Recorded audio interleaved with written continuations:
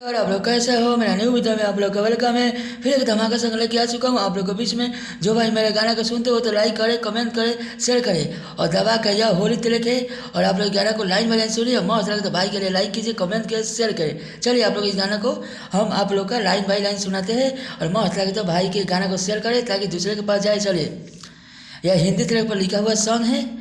और जो भाई मेरे फेस को आप यूट्यूब को चैनल को सब्सक्राइब नहीं किया वो सब्सक्राइब करें और शेयर करें। चलिए, होलिया में होलिया उदास हमके लागतावे माई, जब छोड़ के गइल बिया पगली हमके माई। यहाँ दो बगान है। होलिया उदास हमके लागतावे माई, जब से छोड़ के गइल बिया पगली हमके माई।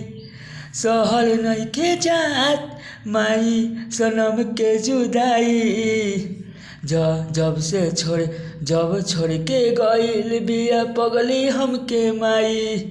यह गाना को तिलक बना के आप लोग गा सकते हो। हिंदी तिलक पर लिखा हुआ सॉन्ग है। होलिया उदास हमके लागतावे माई, जब छोड़ के गइल बिया पगली हमके माई, जब से छोड़ के गइल बिया पगली हमके माई। यह मुखरा है। चलिए आंतरा सुनाते हैं। आंतरा आप लोग को मस्त लगे तो भाई के लिए लाइक करें, कमेंट करें, शेयर करें और दबा के करें। और जो भाई का गाना लिखवाना चाहते हैं मोबाइल नंबर है, उस मोबाइल नंबर पर आप लोग फ़ोन कर सकते हो।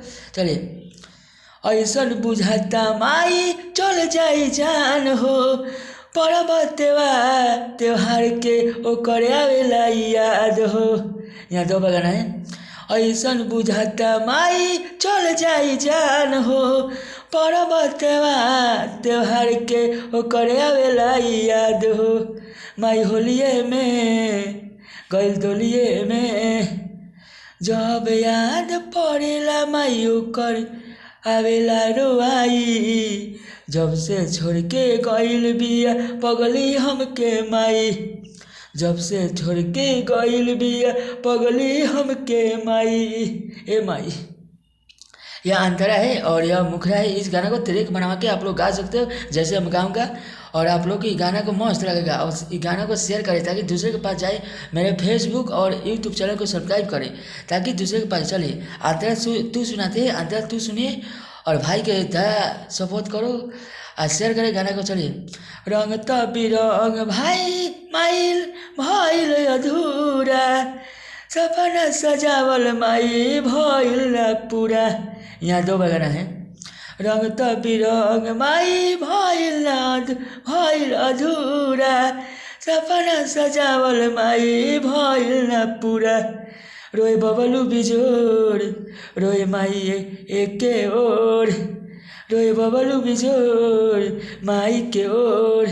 जब होली आवेला उकर आवेला रंगाई, जब छोड़ के गइल बिया पगली हमके माई, जब छोड़ के गइल बिया पगली हमके माई। ये चलिए अगला वीडियो में आप लोग का वेलकम है। फिर धमाका संग लेके आऊँगा आप लोग के बीच में। जो भाई मेरे गाना को सुनते हो तो उस गाने को शेयर करें ताकि दूसरे के पास जाए।